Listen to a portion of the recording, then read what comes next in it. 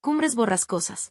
La épica historia de Catherine y Heathcliff, situada en los sombríos y desolados páramos de Yorkshire, constituye una asombrosa visión metafísica del destino, la obsesión, la pasión y la venganza. Con ella, Emily Bronte, que se vio obligada a ocultar su género publicando sus obras bajo seudónimo, rompió por completo con los cánones del decoro que la Inglaterra victoriana exigía en toda novela, tanto en el tema escogido como en la descripción de los personajes. La singularidad de su estructura narrativa y la fuerza de su lenguaje la convirtieron de inmediato en una de las obras más perdurables e influyentes de la historia de la literatura. Lucasta Miller, autora de The Bronte Myth 2001, analiza en el prefacio de la presente edición las diferentes interpretaciones que se han hecho de esta polémica obra. A su vez, la introducción de la profesora Pauline Nestor da cuenta de las influencias y los orígenes de Emily Bronte como escritora. Por último, esta edición incorpora la nota biográfica y el prefacio original, escrito por Charlotte, en el que revelaba su verdadera identidad, junto a un árbol genealógico de los protagonistas de la novela. Prólogo. Cuando a los 12 años leí por primera vez Cumbres borrascosas, me sentí confusa, ofendida incluso, porque no se ajustaba a mis expectativas. Las primeras páginas presentaban a un narrador que no había manera de que me gustara, y mucho menos me inspirara confianza. Y es que su tono me molestaba. Además, Heathcliff no tenía nada de ese encanto seductor de Laurence Olivier. Por supuesto, estas ideas preconcebidas las había suscitado inconscientemente no el libro en sí sino el clásico de Hollywood, de 1939 y la premisa, comúnmente aceptada aunque engañosa, de que Cumbres borrascosas representa el locus classicus de la novela romántico-erótica del castigador. Visto en retrospectiva, da la impresión de que cometí un error tan gracioso como el del señor Lockwood de Emily Bronte cuando, en el capítulo 2 del primer libro, confunde un montón de conejos muertos con los gatitos de su anfitriona. Lo que encontré era infinitamente más perturbador de lo que esperaba, y aquello cambió mi actitud hacia la lectura. Hasta ese momento, los libros habían sido para mí una fuente de placer para evadirme sin más. En cambio, ahora había uno que me ponía en un estado de alerta ansiosa y me desconcertaba. La obra maestra de Emily Bronte debe de ser una de las novelas del canon que ha tenido más adaptaciones. Su gran difusión la ha elevado a la categoría de mito moderno, y ha inspirado películas y obras de teatro, secuelas y poemas, una ópera, un musical y un número 1 de la música pop. Sin embargo, muchas de estas reinterpretaciones se han empeñado en normalizar lo que es un libro radicalmente transgresor, como señala Pauline Nestor en su introducción. Puede que la pasión mutua que sienten Cathy y Heathcliff se haya convertido en sinónimo de la aventura amorosa arquetípica. Sin embargo, la suya es en realidad una relación cuasi incestuosa, extrañamente carente de erotismo y más romántica, que amenaza con socavar certidumbres tan básicas como la de la identidad individual. El hecho de que Cumbres borrascosas haya atraído tantas capas de adiciones culturales puede verse como una manera de responder a ese carácter perturbador. Es un libro que genera tensiones entre el sueño y la realidad, entre el yo y el otro, entre lo natural y lo sobrenatural, entre el realismo y el melodrama, entre la estructura formal y el caos emocional, pero que las deja sin resolver. Esta falta de resolución es, tal vez, lo que la hace inolvidable. No obstante, también ha provocado en críticos, biógrafos y adaptadores un impulso encubierto de encasillarla, controlarla o reducirla a explicaciones.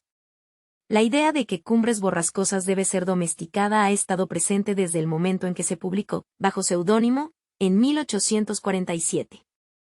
Aunque algunos de los primeros críticos aplaudieron su fuerza y su originalidad, las escenas de crueldad y el rechazo a la moral convencional extrañaban a todos, y repugnaban a unos cuantos.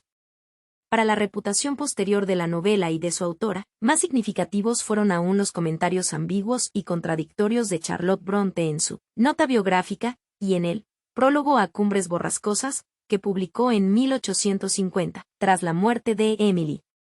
Charlotte presentaba sus comentarios como un ejercicio esclarecedor, revelaba al público, por primera vez, la auténtica identidad de Ellis Bell. Pero en lugar de limitarse a exponer los hechos, creó una leyenda. Como muchos después de ella, ante la incomodidad generada por Cumbres borrascosas, optó por refugiarse en el mito. En lugar de reconocer la sofisticación intelectual de Emily, Charlotte la presentaba como una sencilla chica de campo, nada culta, que había acabado escribiendo un libro desconcertante, más por ingenua que por versada. Con falsa candidez, nos presentaba su hogar como un páramo aislado y poco civilizado, en el que habitaban campesinos analfabetos y curtidos terratenientes. En realidad, el municipio industrial de Howard no estaba ni mucho menos tan desconectado culturalmente como daba a entender, y Emily era una mujer con una gran, si bien anárquica, educación. De todos modos, aunque Charlotte pretendía atraer las simpatías del mundo literario londinense tiñendo de romanticismo la vida de Yorkshire, su necesidad de mitificar a su hermana no era una simple cuestión de relaciones públicas. Al parecer, a Charlotte le preocupaba sinceramente la imaginación indómita de Emily. Sintió siempre el impulso ambivalente de proteger y al mismo tiempo controlar a su amada aunque a menudo recalcitrante hermana pequeña. En su prólogo quiere dotarla de heroicidad, más fuerte que un hombre, y a la vez de infantilismo, más simple que un niño. Sin embargo, es incapaz de aceptar a Emily como una artista adulta y consciente, dueña de su propia creación. No puede soportar considerarla responsable de la irredimible figura de Heathcliff, así que elimina tal responsabilidad presentando a Emily como una vasija irreflexiva de la que emanan el destino o la inspiración. Pese a que la intención de Charlotte era rescatar a su hermana del oprobio de los críticos, sus palabras causarían un efecto ambiguo en la reputación de Emily. Pasaría mucho tiempo hasta que los críticos dejaran de considerar Cumbres Borrascosas el producto fallido de una mente infantiloide o el desvarío místico de una sibila del páramo. Las reticencias a creer que era la obra de una joven inocente condujeron incluso a la afirmación apócrifa de que había sido Branwell Bronte, y no Emily, quien la había escrito. En realidad, los aspectos literarios que hacen de ella una novela tan extraña no son meramente estrafalarios, sino que pueden analizarse, culturalmente, desde la perspectiva de su relación con el romanticismo. Aún así, incluso después de que Mrs. Humphrey Ward planteara por primera vez este enfoque, hace ya un siglo, los divulgadores de la leyenda de las Bronte siguieron buscando la respuesta al enigma de Emily en tesis sentimentalistas o sensacionalistas sobre misteriosos amantes y apariciones sobrenaturales. Al igual que las adaptaciones románticas hollywoodienses de la novela, estas tesis aportaban una respuesta cómoda a su incómodo legado. En cierto modo, nunca podemos dar por finalizada la lectura de Cumbres Borrascosas. Sin embargo, en el siglo y medio transcurrido desde que fue escrita, parece que ha habido algún progreso en la voluntad de los críticos, no solo en el sentido de reconocer su genialidad, sino también en el de aceptar e incluso celebrar la incomodidad que despierta. Desde mi primer y confuso intento de leerla, la he releído muchas veces, apoyando estas lecturas con la obra de muchos críticos modernos. Pero de alguna manera, aquella primera exposición inmadura a la novela posee una crudeza que recuerdo con nostalgia y también con simpatía. Hice añicos mi complacencia y me proporcioné a mí misma la primera pista de que en la literatura con mayúsculas, las preguntas son tan importantes como las respuestas.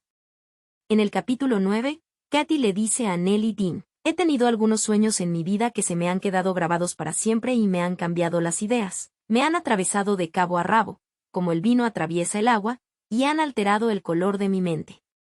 Cumbres Borrascosas es justamente ese tipo de sueño. Lucasta Miller. Introducción. Advertimos a los lectores que esta introducción describe la trama con detalle. Y Emily Bronte, la quinta de 6 hermanos, nació el 30 de julio de 1818 y se crió en la parroquia del pueblo de Howard, en Yorkshire. Aunque no se trataba de la pequeña aldea que ha inventado la leyenda popular, sino de una localidad de casi 5.000 habitantes con una industria textil floreciente, la vida de Emily en Howard estuvo en gran medida confinada a la esfera familiar. Vivía aislada en una casa en las afueras del pueblo, con la iglesia y el camposanto delante como salvaguardia, y el páramo detrás como vía de escape. Su infancia quedó ensombrecida por la muerte, primero de su madre, en 1821, y luego de sus 2 hermanas mayores, María y Elizabeth, en 1825. No es de extrañar que cuando de niña empezó a escribir historias, las llenara a modo de consuelo milagroso, de personajes que volvían de entre los muertos con cierta regularidad. Durante la mayor parte de su vida, Emily compartió su mundo con sus 2 hermanas, Charlotte y Anne, su hermano Branwell, su tía, su padre y la criada de la familia, Tabby. Las 2 cosas que más le importaban eran la cotidianidad reconfortante de la rutina doméstica familiar y la Magia del mundo imaginario que creó en su infancia junto a su hermana Anne en una serie de historias conocidas, como la saga Gondal. A pesar de que leía mucho, a Emily le interesaba más bien poco el mundo que se encontraba más allá de su querido páramo de Yorkshire y de su círculo inmediato. La vida política y social de Londres, a apenas 320 kilómetros de distancia, que tanto atraía a su hermana mayor Charlotte, era para ella menos real y menos importante que el mundo de fantasía que compartía con Anne. Sus prioridades quedan claras, por ejemplo, en la nota que escribió, como si se tratara de una pequeña cápsula del tiempo, con ocasión del 20º cumpleaños de Branwell. Corría el año 1837 e Inglaterra andaba obsesionada con la coronación de la joven reina Victoria. Sin embargo, en el mundo de Emily ese acontecimiento trascendental apenas es digno de mención. Lunes, tarde, 26 de junio de 1837 son las 4:15 y Charlotte está trabajando en el cuarto de la tía, Branwell está leyendo Eugene Aram, y Anne y yo estamos escribiendo en el salón. Anne un poema que empieza, bonita era la tarde y brillante el sol, yo, la vida de Gastes Almedes, volumen primero, a 4 páginas del final. Aunque ha refrescado bastante y hay algunas nubes grises, es un día bonito y soleado. La tía trabaja en la salita y papá ha salido.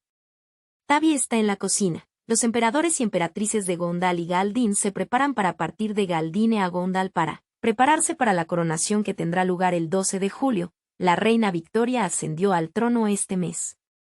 Northumberland está en Mansi-Sahil, Samorna en Evesham. Todo perfecto y en su sitio, como esperamos estar todos un día como hoy dentro de 4 años, momento en que Charlotte tendrá 25 años y 2 meses, Branwell justo 24, dado que hoy es su cumpleaños, yo 22 años y 10 meses y pico, y Anne 21 y casi y medio.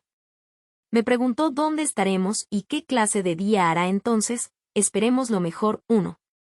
Escrita 10 años antes de que se publicara Cumbres Borrascosas. Esta breve nota de Emily revela no obstante los mismos intereses y los mismos hábitos mentales que más adelante veremos reproducidos en su novela. Encontramos el mismo placer y la misma atención en los detalles domésticos, la misma sensación de un mundo encerrado en sí mismo, casi herméticamente sellado, la vigilancia atenta del mundo natural, y el apasionado compromiso con el mundo oscuro y ardiente de la imaginación. El corolario de Emily, la expresa complacencia con su mundo de Yorkshire, esa sensación de que estaba todo perfecto y en su sitio, era la razón de su persistente tristeza siempre que tenía que abandonarlo. Lo pasó muy mal en sus breves estancias en la escuela, primero en Cowan Bridge, el internado al que asistió de pequeña, y que Charlotte retrataría de un modo muy gráfico en Jane Eyre, bajo el nombre de Lowood, y luego en Roy Head. De igual manera, su posterior intento de ganarse la vida como maestra auxiliar en la escuela femenina de Lab Hill terminó en fracaso tras 6 meses de insoportable nostalgia del hogar. Y después de estudiar un año en Bélgica con Charlotte, estaba tan triste que se negó en redondo a regresar al continente con su hermana para estudiar otro curso en la escuela femenina de M. Higger. 2. Para cuando murió Emily Bronte, en 1848, en Inglaterra eran ya evidentes los inicios de un movimiento feminista, en las protestas a favor del sufragio femenino, de la reforma de las leyes matrimoniales y del aumento de las oportunidades educativas y laborales para las mujeres. Sin embargo, pocos de los beneficios concretos de las protestas estuvieron a su alcance. Aún así, la educación relativamente atípica que recibió le permitió ciertas libertades. Desde edad muy temprana, por ejemplo, le fue inculcada la creencia de su padre de que se debía proporcionar a las hijas una educación que les permitiera abrirse camino en el mundo. En consecuencia, todas las hermanas Bronte recibieron algún tipo de educación reglada y fueron también instruidas en casa por su padre, que había estudiado en Cambridge. Crecieron además junto a su tía soltera, ejemplo de mujer decidida e independiente, y nadie la sometió a la presión habitual de contraer matrimonio. Como explicaba Charlotte, pase lo que pase después, asegurarse una educación es una ventaja adquirida, una ventaja inestimable. Pase lo que pase, es un paso hacia la independencia, y una maldición considerable de la vida de soltera es su dependencia. Tus hijas, al igual que tus hijos, deberían aspirar a labrarse su propio y honrado camino en la vida. No quieras mantenerlas encerradas en casa. Créeme, puede que las maestras trabajen demasiado, estén mal pagadas y sean menospreciadas, pero la chica que se queda en casa sin hacer nada es mucho más pobre que la burra de carga más explotada y peor. pagada de un colegio. 2. La enseñanza era una de las pocas opciones laborales que tenían a su alcance las hijas de clase media, y aunque las tres hermanas odiaban la sujeción o la esclavitud de la institutriz, lo cierto es que albergaban la esperanza de fundar algún día su propia escuela en casa. Emily y sus hermanas escaparon también de otras restricciones que solían imponerse a las chicas de clase media de la época. Mediante una combinación de progresismo y negligencia, por ejemplo, su padre prácticamente dio rienda suelta a las lecturas de sus hijos. Devoraban con avidez periódicos y revistas contemporáneos, y conocían las comedias más picantes de Shakespeare y la poesía de Byron tan bien como la Biblia y el progreso del peregrino, y al igual que sus hermanas, Emily encontró tiempo para su extensa obra de juventud, pues, aunque debía ayudar en las tareas domésticas, su tiempo libre no estaba sometido a una supervisión tan implacable como el de otras chicas de clase media. En este entorno, Emily era famosa por su libertad de pensamiento y por la fortaleza de su carácter. En la nota biográfica de Ellis y Acton Bell, que reproducimos más adelante, por ejemplo, Charlotte describía a su hermana como poseedora de un poder y un fuego secretos que podrían haber dado forma al cerebro de un héroe e inflamado sus venas, y la veneraba como a alguien excepcional, más fuerte que un hombre, más simple que un niño, su naturaleza no tenía igual. P. 458. Influida por la visión de Charlotte, Elizabeth Gaskell describió a Emily de un modo similar, como alguien tenaz en sus costumbres independientes, y atraída por la intratabilidad fiera y salvaje de los animales. 3. Gaskell citaba también a su maestra belga, M. Higger, quien proponía una valoración romántica de Emily que ella compartía: tendría que haber sido un hombre, un gran navegante. Su razón poderosa habría extraído nuevas esferas de descubrimiento del saber de los antiguos, y su voluntad fuerte e imperiosa jamás se habría dejado amedrentar por la oposición o la dificultad. Nunca habría cedido más que dejándose la vida. 4. En realidad, no se conocen con seguridad muchos detalles de la vida y el carácter de Emily, y en bastantes relatos las especulaciones han acabado ocupando el lugar de los hechos. 5. Sin embargo, los pocos retratos que nos han llegado ofrecen el testimonio seductor de una naturaleza salvajemente independiente y estoica, una naturaleza al parecer imbuida del mismo espíritu desafiante que da forma tanto a su poesía como a su novela. Así, por ejemplo, las historias que cuenta Elizabeth Gaskell acerca de cómo golpeaba a Emily a su querido, y al mismo tiempo feroz y desobediente perro, Keeper, a puño limpio, o de cómo se cauterizó en secreto la mordedura de un perro sospechoso de tener la rabia. 6. Parecen confirmar la veracidad del primer verso de uno de sus poemas más conocidos: no es alma cobarde la mía. En el fondo, no obstante, Emily no era feminista. Por tentador que sea interpretar su carácter en esta clave, hay que reconocer que la fortaleza de Emily era personal e idiosincrática, y que no se apoyaba en ninguna ideología compartida ni en el sentido de una causa común. En consecuencia, mientras que Jane Eyre, de Charlotte, era famosa por sus reivindicaciones de igualdad sexual, su heroína insiste en que las mujeres sienten igual que los hombres, y en que ella es igual que el héroe, Rochester, y la inquilina de Wildfell Hall, de Anne, contenía una censura tanto del doble rasero sexual como de las leyes injustas que se imponían a las mujeres casadas. En la novela de Emily no existe este tipo de militancia política. Cuando Kathleen Tillotson quiso caracterizar las novelas de la década de 1840, señaló que la situación de la gente pasó a ser un tema dominante, y que la novela de tesis emergió como una forma común. Muchos novelistas de los 40 y los 50 escogieron el pedregoso y espinoso terreno de la controversia religiosa y social. 7.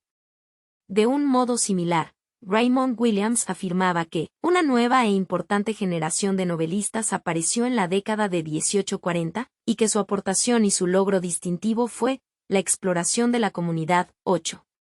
Aunque resulte extraño, Cumbres borrascosas, publicada en 1847, parece estar reñida con tales generalizaciones, pues desafía las expectativas que creen. A diferencia de las novelas industriales de Charles Dickens, Elizabeth Gaskell, Benjamin Disraeli y Charles Kingsley, Cumbres borrascosas no muestra ningún compromiso con problemas sociales de gran alcance. Su entorno está tremendamente desvinculado. Lockwood, el narrador, es un forastero simbólico y perturbador, y hasta la vida del pueblo más cercano, Himerton, parece remota, desconocida y se presenta apenas de manera esquemática.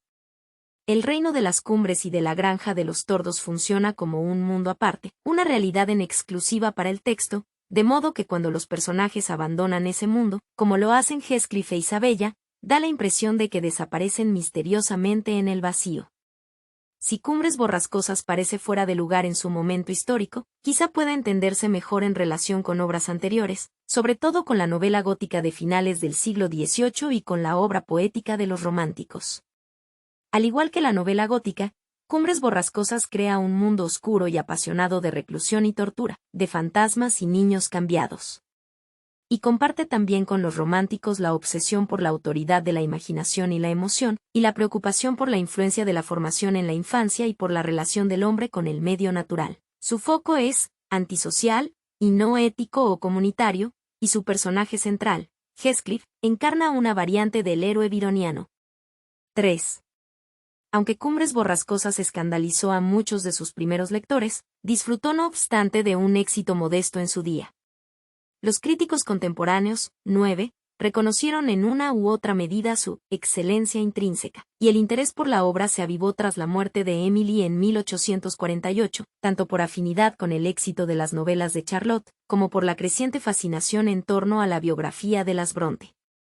Al principio, la publicación casi simultánea de las obras de tres hermanas anónimas despertó una enorme curiosidad, puesto que denotaba una extraordinaria concentración de talento en una sola familia, curiosidad que alimentaron más adelante los sorprendentes detalles de la existencia aislada y excéntrica de las Bronte en los páramos de Yorkshire, que Elizabeth Gaskell describió vívidamente en Vida de Charlotte Bronte 1857.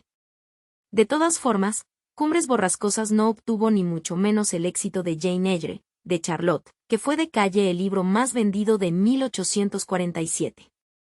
De hecho, no fue hasta el siglo XX cuando la novela de Emily empezó a disfrutar de la popularidad y de la consideración crítica que merecía. Con el paso del tiempo, no obstante, Cumbres Borrascosas se ha convertido en uno de esos textos excepcionales, como Frankenstein o Drácula, que han trascendido sus orígenes literarios y han entrado a formar parte del léxico de la cultura popular, como el tema de una película, de una canción e incluso de una comedia. Paralelamente, se ha convertido en una de las novelas en lengua inglesa sobre la que más se ha escrito, hasta tal punto que la historia crítica de Cumbres Borrascosas puede leerse como la historia de la crítica en sí misma. Tras la modesta acogida durante el siglo XIX, el comienzo del siglo XX fue testigo de un cambio de corriente en la opinión crítica, a raíz del influyente prólogo de Mrs. Humphrey Ward a la edición Howard de las obras de las hermanas Bronte.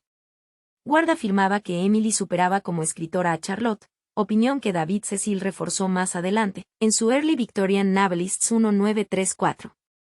Con el auge del New Criticism en la década de 1940, se realizaron numerosos estudios, que aportaron una lectura detallada y rigurosa del texto y permitieron cortar las tenaces amarras biográficas de tantas críticas anteriores, así como reivindicar la sofisticación formal y la excelencia de la novela. 10. Estos estudios se centraban en la imaginería, la metafísica y la compleja estructura narrativa de la obra.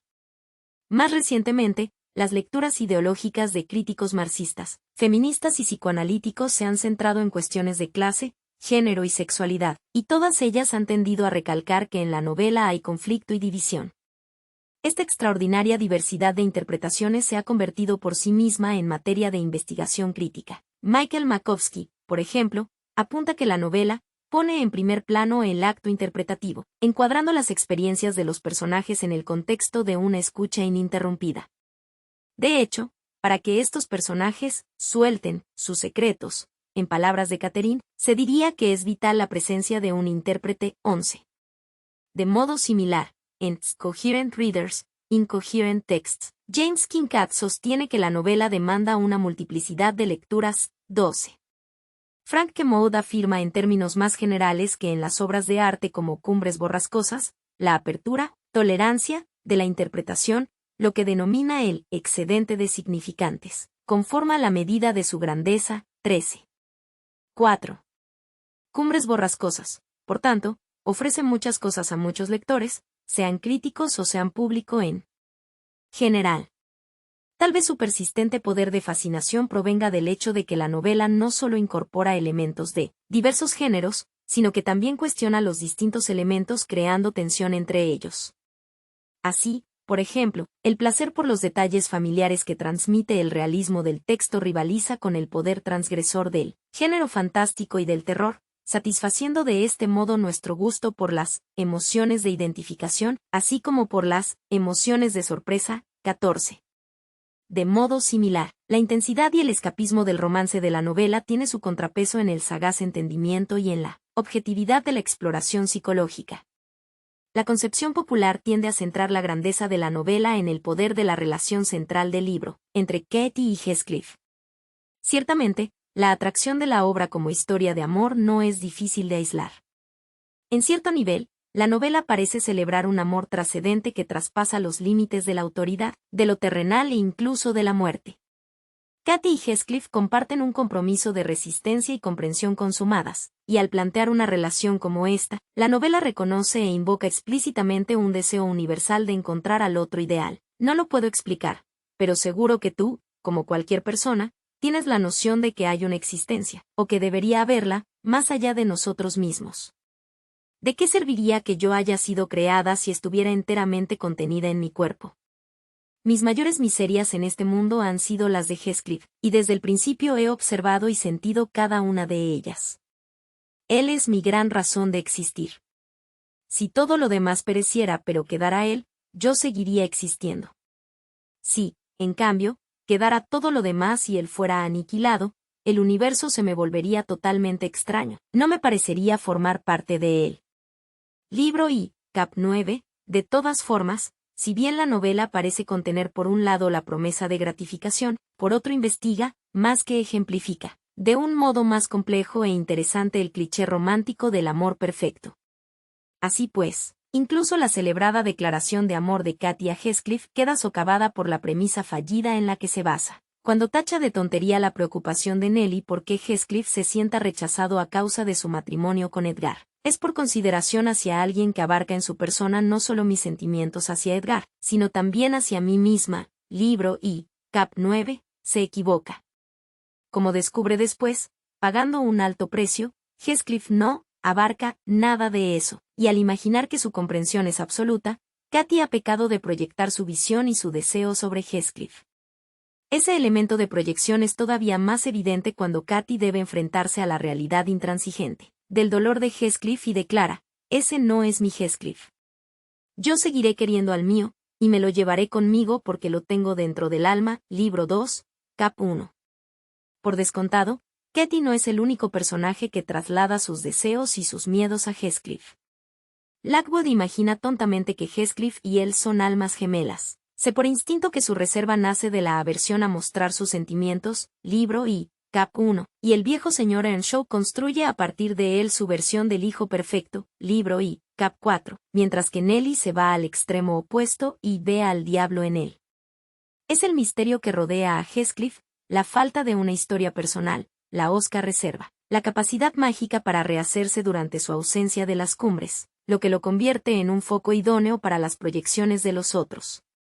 Heathcliff es el cuco, sin historia, un enigma tan inquietante que Nellie, al igual que después algunos críticos, se siente inclinada a inventarle un pasado. 15. ¿Quién sabe si tu padre no sería un emperador de China y tu madre una reina india, cada uno con el dinero suficiente para comprar tanto cumbres borrascosas como la granja de los tordos con él? Devengo de una semana. A lo mejor te raptaron unos marineros malvados y te trajeron a Inglaterra. Yo que tú me forjaría un alto concepto de mi cuna. Libro I, cap 7, al carecer de una narración de su vida, y al negarse a proporcionar una, Heathcliff se convierte en el receptáculo de las fantasías de los demás. Así pues, en cierto modo, no es tanto la pareja ideal de Katie como el otro ideal. Tal como han señalado muchos críticos, el amor de Katie hacia Heathcliff es algo infantil. Tal vez por esta razón su fantasma reaparece en forma de niña y sus sueños de felicidad se sitúan en la primera juventud. No es simplemente una cuestión de inocencia e ingenuidad el hecho de que Katie se crea capaz de conciliar su amor gemelo hacia Edgar y hacia Heathcliff, y que no comprenda los celos de su amante.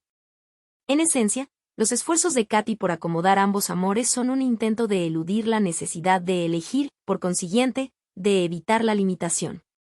En la práctica, Katy lo quiere todo, un impulso que recuerda lo que Freud definió como la perversidad polimorfa del niño. Katy también da muestras de un narcisismo infantil cuando se imagina universalmente amada y adorada. ¡Qué extraño! Creía que, por mucho que los demás se odiasen y se despreciasen entre ellos, no podían evitar quererme a mí. Libro y Cap 2. Esta visión de la dimensión infantil del amor de Katy puede llevarse aún más lejos. Cuando sostiene que en Heathcliff ella existe más allá de su propia existencia y que es más yo que yo misma. Libro y Cap 9. Está expresando en realidad el deseo de una simbiosis imposible, de un estado de indiferenciación entre el yo y el otro que, según el psicoanalista Jack Lacan, pertenece al reino psicológico de lo imaginario. 16. Resulta significativo que Catherine, como una niña pequeña, no reconozca su imagen en el espejo cuando, cerca de la muerte, anhela unirse a Heathcliff, el armario negro. ¿Dónde? Pregunté. Habla usted en sueños. Está ahí, contra la pared, como siempre, repuso. La verdad es que lo veo raro. Hay una cara en él. No hay ningún armario en la habitación y nunca lo ha habido, dije, volviendo a sentarme y atando las cortinas de la cama para poder observarla. ¿No ves tú esa cara? Preguntó mirando atentamente el espejo. Por más que lo intenté, fui incapaz de hacerle entender que aquella cara era la suya. Así que me levanté y cubrí el espejo con un chal. Libro y Cap 2. Aunque se la caracterice como a una niña, es importante constatar que el anhelo de Katy de una unión y una plenitud imaginarias no es en sí mismo inusual o anormal. 17. Sin embargo, representa el extremo opuesto a la sexualidad madura. 18. Además, este estado imaginario es irreversible para el sujeto humano precisamente porque implica un abandono de la subjetividad o identidad individual y, por lo tanto, el impulso hacia él, aunque es un sentimiento universal, representa un impulso hacia o bien la psicosis o bien la muerte. De manera muy significativa, cuando Edgar plantea sin rodeos a Katy la elección adulta que ella debe afrontar. ¿Estás dispuesta a renunciar a Heathcliff a partir de ahora, o prefieres renunciar a mí? Es imposible que seas mi amiga y la suya a la vez, y preciso saber en este instante a quién eliges. Libro, Cap 11. Katy busca ese abandono desmayándose primero y sumiéndose luego en la locura y en la muerte. Así leída, la novela dista mucho de ser una historia del amor ideal, más bien es una exploración tanto de la tenacidad como de la imposibilidad de tal deseo. Por consiguiente, el amor de Katy y Heathcliff nunca llega a consumarse.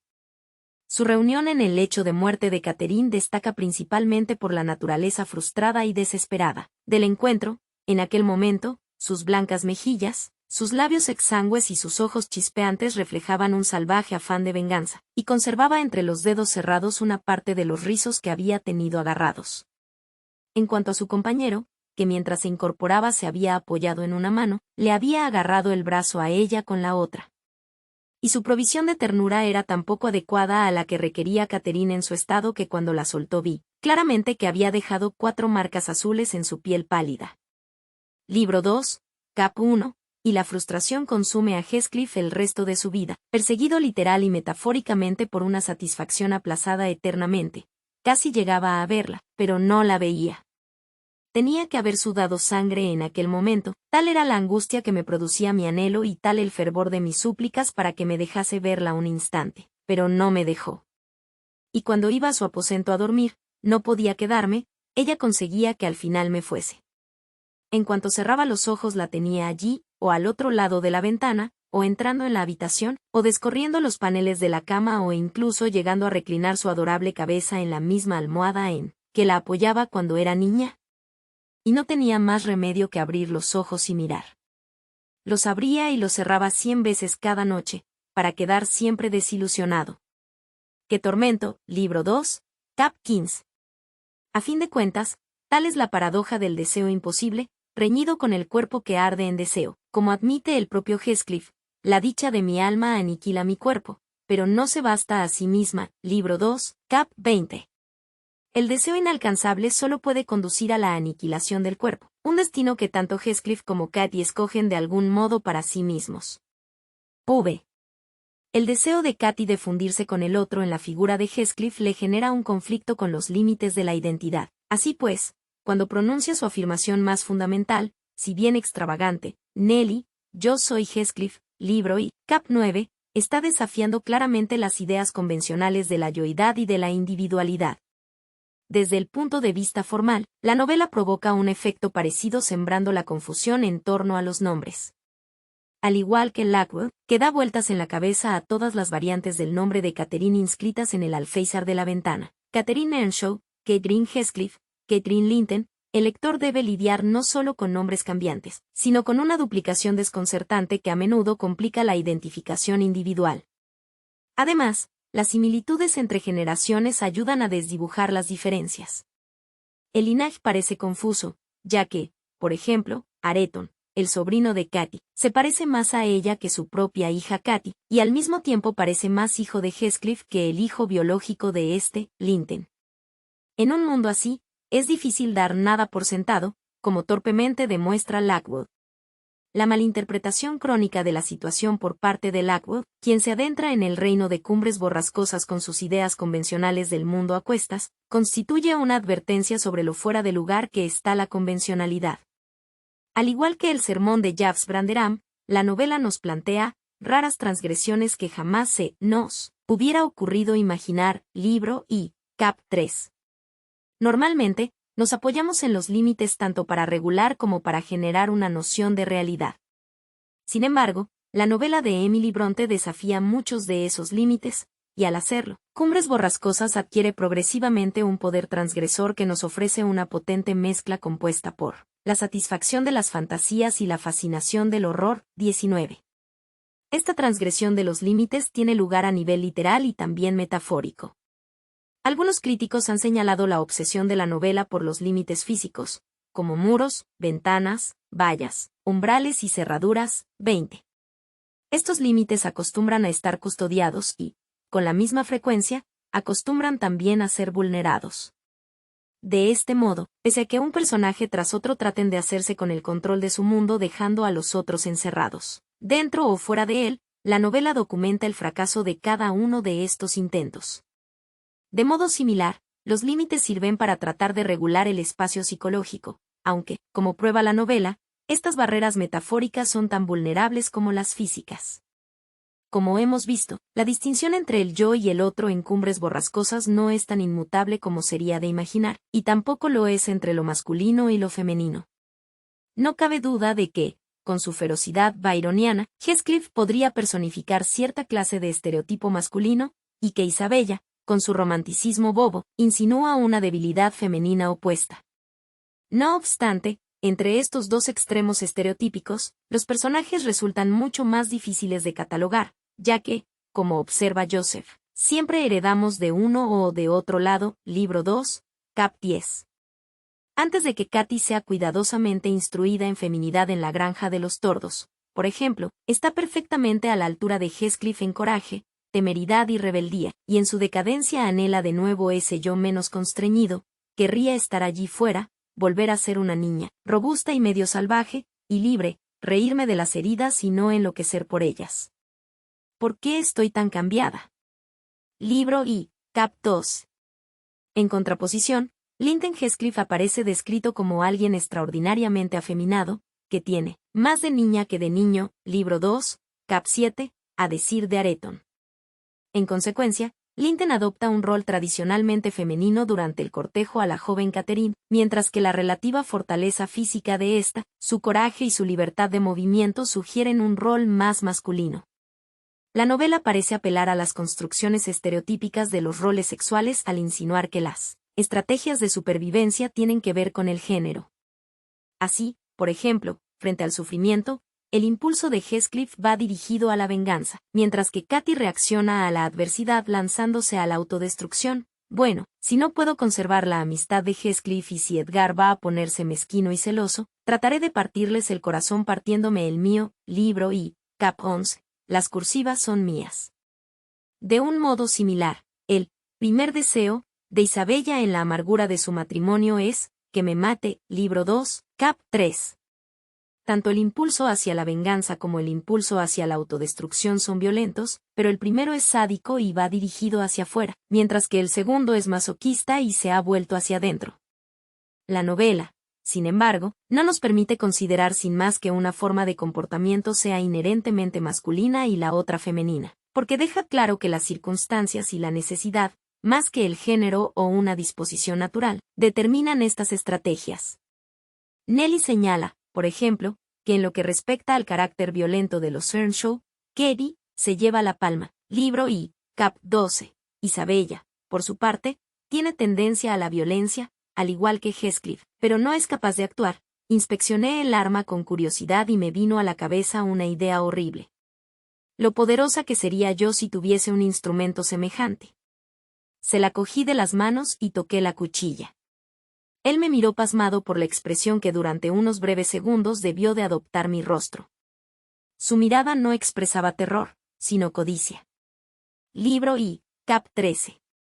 El alto nivel de violencia de la novela, al parecer al alcance de cualquier personaje, pone también en tela de juicio los supuestos acerca de los límites restrictivos del comportamiento civilizado. Tal vez Heathcliff ocupe una posición tan liminar. 21. En algunos momentos parece rozar a la bestia y en otros al diablo, que no nos choque su ferocidad semisalvaje. Libro y, cap. 10. No obstante, hasta los representantes del mundo civilizado de la granja traicionan la débil línea que separa restricción y abandono, cultura y naturaleza. Edgar odia a Heathcliff con una intensidad insólita, teniendo en cuenta la dulzura de su carácter. Libro 2, cap. 3. Linton desearía poder ser cruel. Le oí describir a Sile un hermoso cuadro de lo que te haría si fuese tan fuerte como yo. Libro 2, cap. 15. E Isabella, pese a ser una víctima, participa en la violencia de Heathcliff, atraída por ella. Lo primero que me vio hacer cuando salimos de la granja fue colgar a su perrita, y cuando me rogó que la soltara, las primeras palabras que pronuncié fueron que ojalá pudiese colgar a todos los suyos, menos a una. Quizá interpretara que aquella excepción se refería a ella. Pero mi brutalidad no le repugnó entonces, tal vez porque le inspira una admiración innata, siempre que su precioso ser esté a salvo de cualquier daño. Libro y, cap. 14. Quizá lo más perturbador sea la vívida descripción de Lockwood cuando frota la muñeca de la niña fantasmal de lado a lado, contra el cristal roto del marco de la ventana, pues nos enfrenta con la brutalidad potencial que acecha incluso en el inconsciente del personaje más inocuo. De hecho, el personaje vinculado más estrechamente al lector por su posición de forastero y oyente. El poder transgresor de la novela es todavía más patente en sus devaneos con los tabúes fundamentales, en especial los del incesto y la necrofilia. Para ser exactos, en la novela, claro está, no llega a cometerse incesto porque a Heathcliff y a Katy no los unen lazos de sangre, y en cualquier caso, su relación nunca se consuma. De todos modos, hay un elemento pseudo-incestuoso en el vínculo que los une, dado que se han criado como hermanos.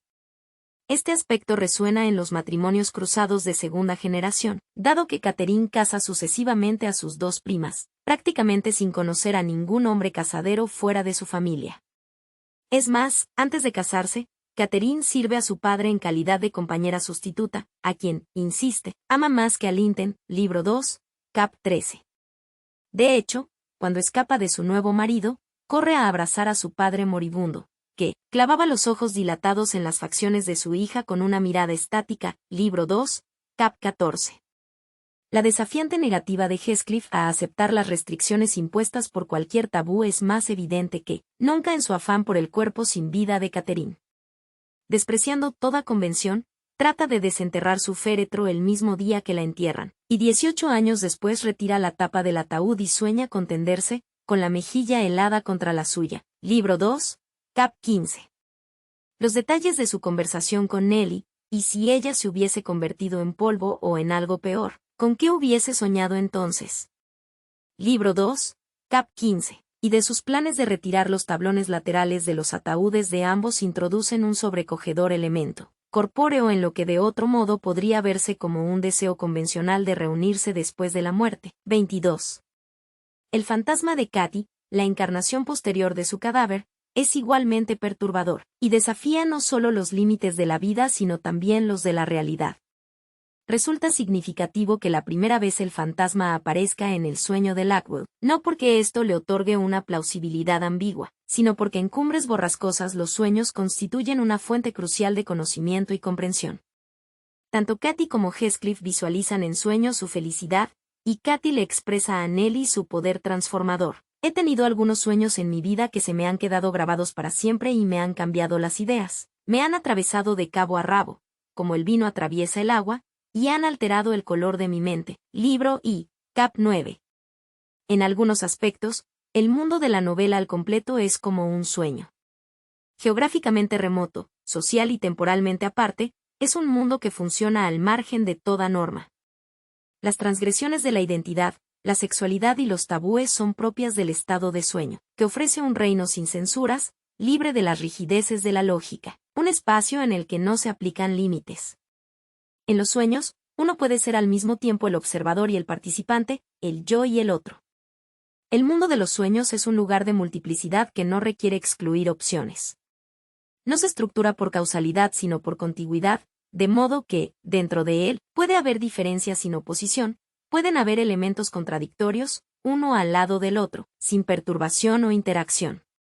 Es un estado que se asocia más habitualmente con la poesía que con la prosa. 23. Pero, aún así, es sin lugar a dudas el estado de Cumbres Borrascosas. D. Muchos críticos han interpretado la segunda parte de la novela como si ésta supusiera la restauración del orden y el equilibrio en la segunda generación, tras los excesos y el trastorno de la primera. El más conocido de ellos, David Cecil, sostuvo que la oposición topográfica entre el mundo natural primitivo de las cumbres y el mundo decadente, cultivado de la granja se corresponde con la oposición metafísica entre las fuerzas de la tormenta y las fuerzas de la calma. Con el matrimonio de Areton y Catherine, afirmaba Cecil, la rueda completa una vuelta, y el orden cósmico queda restablecido una vez más. 24.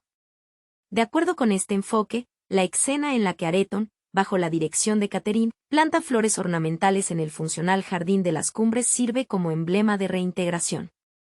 El problema con esta lectura de la novela es que sobredimensiona la finalidad o la resolución del final, y también que pasa por alto la amenazante sensación de fluctuación que ha dominado toda la obra. La imagen que emplea Nellie, por ejemplo, para describir la pacífica existencia de Katy en la granja. Durante medio año aquella pólvora fue inofensiva como la arena. Libro I, Cap 10. Insinúa la precariedad de su conversión y la posibilidad siempre presente de regresión. No podemos dar por hecho que el cambio en Areton sea más en firme, sobre todo teniendo en cuenta que, como hemos visto, todos los personajes hacen gala de cierta capacidad para recurrir a la violencia en determinadas circunstancias. Cualquier sensación de cierre queda además socavada por el hecho de que la novela está llena de personajes que tratan de controlar la inclusión y la exclusión, y cuyos esfuerzos son sin embargo fútiles. Esta lucha por excluir queda más clara que nunca en la imagen de la tapia que separa el parque cultivado de la granja y la extensión natural y agreste del páramo. Esta barrera, no obstante, es traspasada desde ambos lados constantemente, ya que Heathcliff va y viene a su antojo, y Catherine, a pesar de la prohibición de su padre, idea fácilmente estrategias para escapar. La interpretación de Cecil, al igual que tantas otras que derivan de ella, sitúa además la fuente de toda alteración de un modo demasiado específico en la pasión entre Heathcliff y Katy, y pasa por alto el papel perturbador que tiene en la novela, de manera más general, el poder del deseo. El mundo de la granja es vulnerable a la intrusión precisamente porque en ciertos aspectos la anhela. Como han señalado Sandra Gilbert y Susan Gubar, en su primera incursión en la granja, Katy, más que entrar en ese mundo, es capturada por él. 25. De hecho, Heathcliff y ella están en plena huida cuando un perro impide la fuga de Katy y el sirviente la lleva al interior de la casa. Una vez se encuentra con ella, Edgar no puede dejarla marchar.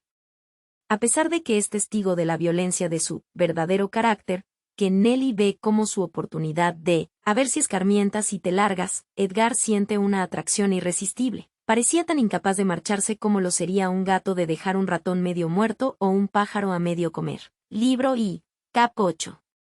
Después de entrar en contacto con este mundo, no lo consigue controlar. Así, por ejemplo, cuando llevan a Katy a la granja para que convalezca, introduce allí la fiebre que mata a los padres de Edgar, Y más adelante pierde también a su hermana frente a las fuerzas de las cumbres, cuando Heathcliff se la lleva y se casa con ella. El mundo de las cumbres no es más seguro, ni tiene más capacidad de exclusión que la granja. En consecuencia, aunque educar a Areton en la brutalidad se convierte en el proyecto vital de Heathcliff, este no puede controlar el deseo que siente el joven hacia Catherine, y tiene que quedarse mirando, desconcertado, como todo su trabajo se viene abajo. Asimismo, ni el aislamiento ni la xenofobia de las cumbres, por aquí no solemos congeniar con los extranjeros. Libro y, cap 6, bastan para protegerlas de la intrusión absolutamente inesperada de los forasteros. Primero, la familia se queda perpleja ante la admisión del gitano mocoso, Heathcliff, y luego atónita, una vez más, ante la aparición de Frances, la esposa de Hindley. Ambos intrusos llegan sin explicaciones, sin una historia previa, y ambos deben su entrada a los deseos del patriarca. Afirmar, por tanto, que las fuerzas de la novela se reconcilian armoniosamente equivale a ignorar las dinámicas de atracción y repulsión, de inclusión y exclusión.